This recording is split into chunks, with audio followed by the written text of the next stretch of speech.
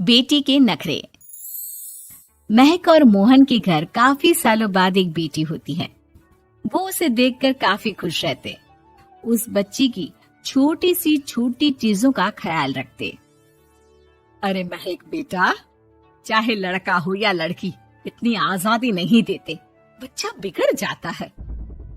आपको पता ही क्या है सासू माँ, चुप रहिए। हम दोनों कमाते ही क्यों हैं? इन बच्चों के लिए ना। देखिए तो कैसे प्यारे प्यारे पैरों से चल रही है, कितनी प्यारी लग रही है। अब मैं क्या इसके पैर काट कर बेड पर बिठा दूं इसे? अरे मैंने ऐसा तो नहीं कहा। मेरे कहने का मतलब ये था कि बस करो ना माँ, क्या सारा दिन टोका चाकी करती रहती हो। अरे करने दो ना जो कर रही है। दोनों मियाँ बीवी अपने अपने काम में लग जाते हैं और सास मंदिर चली जाती है। लेकिन बेटी सौम्या घर में तेल का डिब्बा लेकर फैला देती है। घर को तो मैं पराठे की तरह सेक दूंगी। मैंने सारा तेल फैला दिया, अब मैं इसे सेक दूंगी।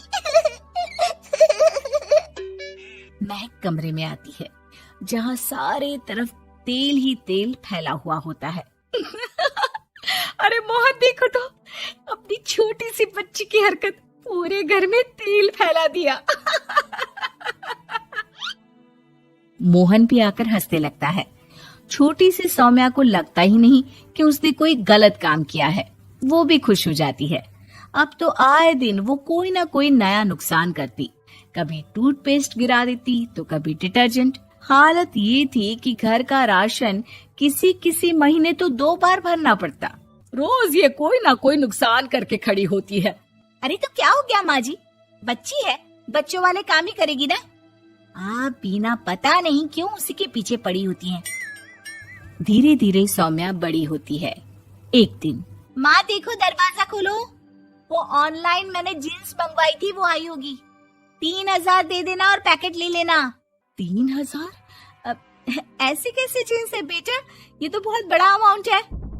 माँ फालतू बात थोड़ा कम ही किया करो और जल्दी जाओ, वरना समझ लो खाना नहीं खाऊंगी मैं आज सारा दिन। सास वहीं खड़ी सब देख रही थी, लेकिन अब तो उन्होंने भी बोलना छोड़ दिया था। अब तो आए दिन सौम्या के खर्चे बढ़ते ही जा रहे थे। कभी महंगी ड्रेस तो कभी दोस्तों के साथ पार्टी। पैसे दे दो तो ठीक, ना दो तो घर में कलेश। ये सब तुम्हारे ही कारण हुआ है। देख रही हो कैसी हरकतें हो रही है इसकी। रात के 8 बज गए हैं लेकिन महारानी जी घर पर है ही नहीं। तभी सौम्या पड़ोस के लड़की के साथ वहाँ आती है। ओके बाय रोहन, कल फिर मिलेंगे, लव यू। ये क्या हरकत है सौम्या, आज तो तुमने हद ही पार कर दी। पापा कब से परेशान है। और ये लड़का कौन है? तभी पास खड़ी सास बोलती है, देखो महक, आज तक मैंने कहा नहीं था लेकिन मैं आज कहूंगी, क्योंकि ये मेरे घर का मामला है। मैं नहीं चाहती कि मेरे बेटे का खानदान खराब हो या फिर कोई हम लोगों के घर के लिए बात करे। जाओ इसे ऊपर कमरे में छोड़ाओ, इससे कल बात करेंगे।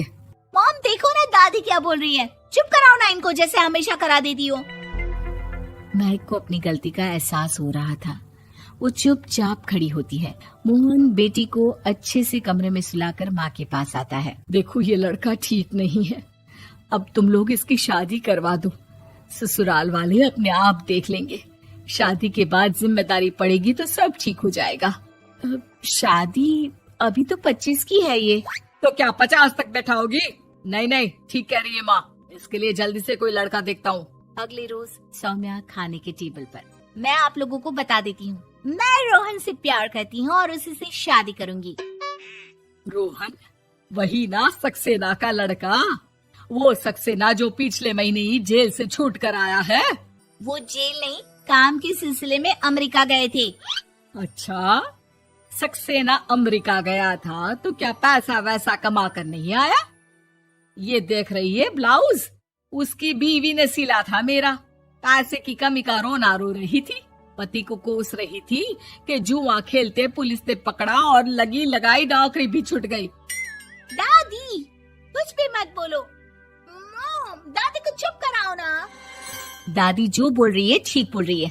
तेरे पापा ने तुझे देखने के लिए लड़के वालों को कल बुलाया है, समझी?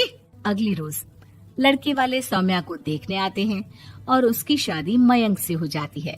शादी के बाद सौम्या मायके आती है। वाह माँ, कितनी अच्छी शादी कराई है आप लोगों ने मेरी। लेकिन मुझे कुछ दिन और यहाँ रहना है। अरे बेटी, ये तेरा ही तो घर है, जितनी मर्जी रह। और क्या, दामाद जी कैसे हैं? अरे वो मयंक नहीं आया, कल शादी, आज तो अकेले, सब ठीक तो है ना? महक एक बार फिर सास पर चढ़ बैठती है। अब बस करिए ना माँ जी, अब तो ज्यादा ही हो रहा है। माना आपकी कुछ बातें मैंने नहीं मानी, लेकिन अब ये मेरी बेटी मायके आई है तो क्या उसका मतलब यही कि वो लड़कर आई है? हाँ पीना। सौम्या दादी की तरफ देखकर मुस्कुरा देती है, जैसे उन्हें चिढ़ा रही हो। दादी, मैं लड़कर नहीं बल्कि ये बता कर आई हूँ कि मुझे कुछ दिनों के लिए यहीं रहना है, माँ के पास। मेरा मन धीरे धीरे ही तो ससुराल में लगेगा। अब अगर आप बोलती है तो चली जाती हूँ मैं। अरे नहीं नहीं बेटी, ये मतलब नहीं था तेरे दादी के बोलने का। सौम्या कमरे में चली जाती है और अगले ही पल जींस टॉप पहनकर बाहर आती है। माँ, मैं ना अपनी सहेली के घर जा रही हूँ, आने में देर हो जाएगी, खाना मैं वहीं खा लूंगी। सौम्या सहेली के घर चली जाती है। अरे सौम्या ससुराल से आई है, कहीं दिखाई नहीं दे रही। वो सहेली के घर गई है, काफी दिनों बाद बच्ची का मन कर गया होगा। महक, रहने दे अब, इतना हल्के में ना ले। लड़की अब किसी और की अमानत है, घर में इतनी देर से आएगी तो लोग क्या कहेंगे। और होता भी ऐसा ही है।